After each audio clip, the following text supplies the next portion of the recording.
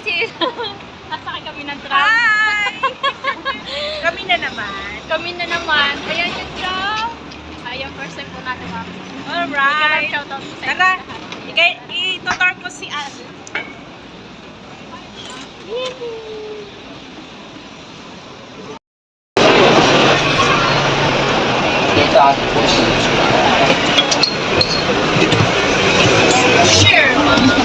Bababa na tayo.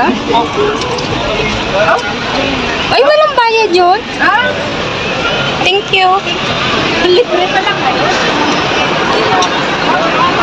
Yay! Naman natin. Ayun! Free ride. Free ride ang aming punta sa ano. Bakit? Bakit ano meron? Lagi ganyan? Bye-bye! Pagbalik ulit. Yan, dyan sa banda dyan, mag-picture tayo naman. Sige.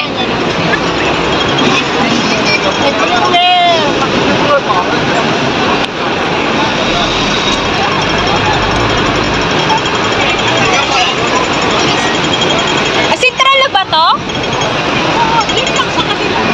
Sentral na pala to?